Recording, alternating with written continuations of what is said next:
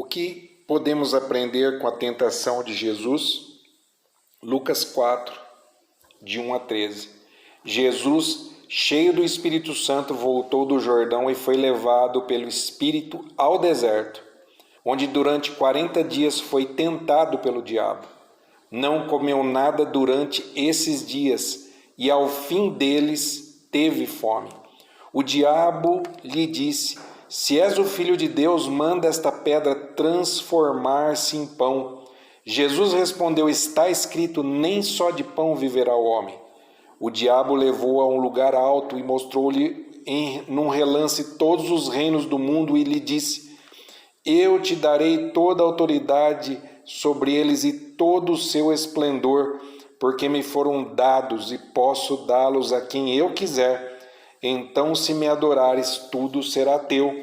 Jesus respondeu: está escrito, adore o Senhor, o seu Deus, e só a Ele preste culto. O diabo levou a Jerusalém e colocou-o na parte mais alta do templo e lhe disse: se és filho de Deus, joga-te daqui para baixo, pois está escrito, ele dará ordens a seus anjos a seu respeito para o guardarem. Com as suas mãos eles o segurarão para que você não tropece em alguma pedra. Jesus respondeu: dito está, não põe à prova o Senhor, o seu Deus. Tendo terminado todas essas tentações, o diabo o deixou até ocasião oportuna. Primeira lição: Jesus, quando foi batizado no Jordão por João Batista, ele recebeu do alto o Espírito Santo. E agora aqui, logo após ele estar revestido do Espírito Santo, ele é levado pelo próprio Espírito Santo, o Espírito de Deus, para ser tentado no deserto. Deus está preparando Jesus. Para a nossa vida, nós podemos entender que quando nós recebemos o Espírito Santo na nossa vida, certamente o Senhor irá nos levar para um deserto, para que possamos ser preparados, para que possamos ser provados, para que o nosso propósito seja revelado em nós. Nós vemos aqui que Jesus, ele tem um propósito de morrer na cruz, de ressuscitar e de salvar todos aqueles que creem nele. E Satanás vai tentar tentá-lo a desistir desse propósito que ele sabe que é muito duro. Todos nós temos um propósito. Deus nos criou com um propósito. Quando nós conhecemos esse propósito, nada pode nos desviar de alcançarmos esse objetivo. E é o que Satanás vai tentar fazer, desviar Jesus do seu propósito. Mas vamos continuar aqui. Jesus, a primeira tentação foi com relação ao alimento. Jesus jejuou 40 dias.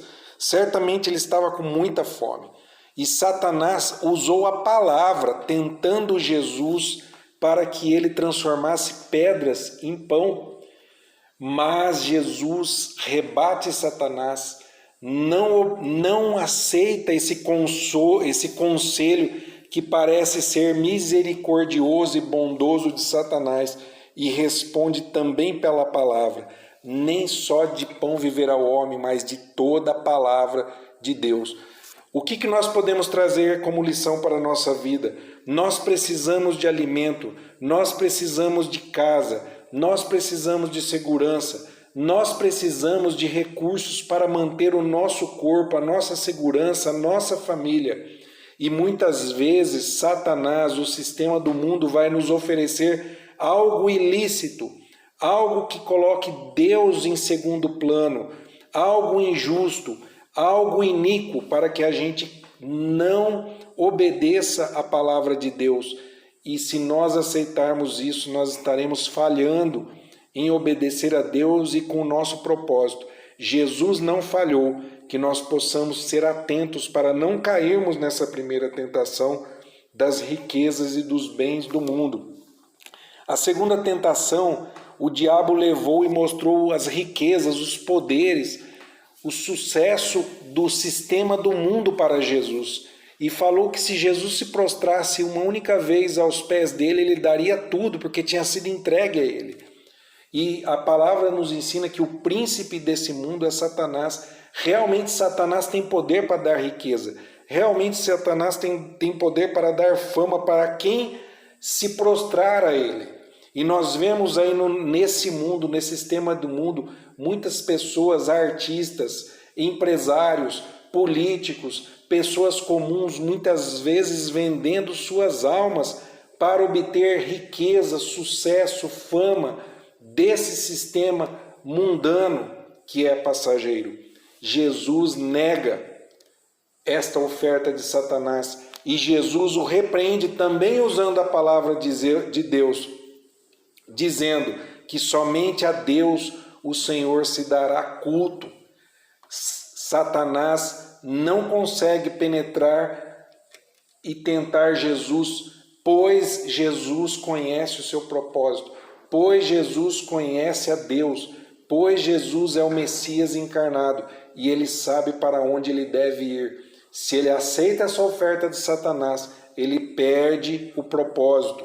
A terceira tentação de Jesus relaciona-se ao pináculo do templo. O pináculo do templo é o lugar mais alto do templo de Jerusalém. Lá embaixo existiam sacerdotes, sumos sacerdotes, todos os grandes religiosos, os poderosos da religião da época. E Satanás fala, usando a palavra, Salmo 91, ele fala, se você se atirar, os teus anjos te sustentarão. E olha só que interessante, Jesus nega, Jesus repreende Satanás.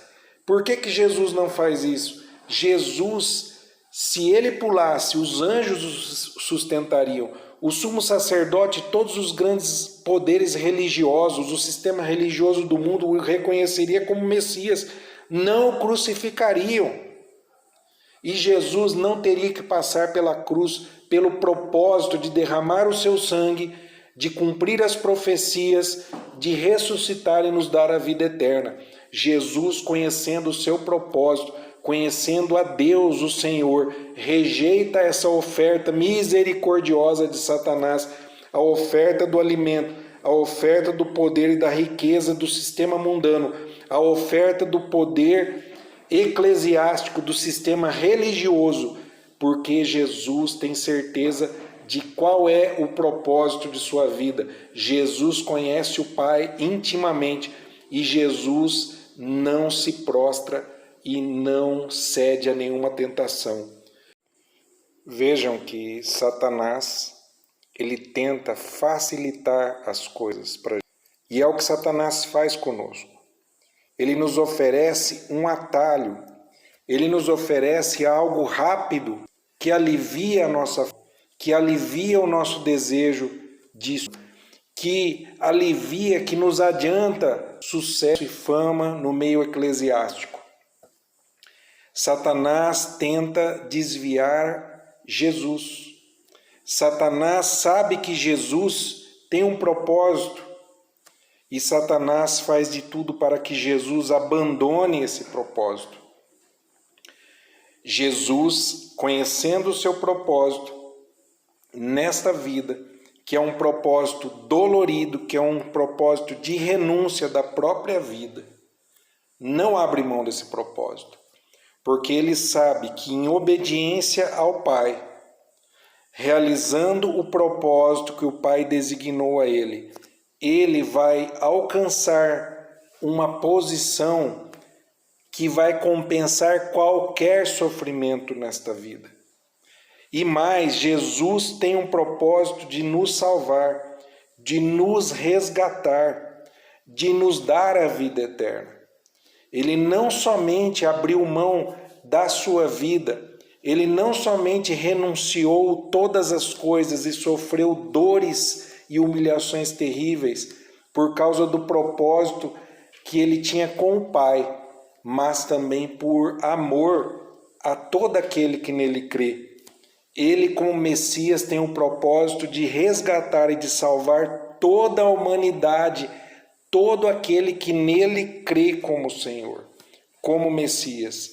E este propósito é o que fez com que Jesus negasse as benevolências, facilidades que Satanás estava propondo para que ele o servisse, para que ele abandonasse o propósito dele. Porque Satanás já conhece o seu destino. Satanás já sabe para onde ele vai, para o inferno.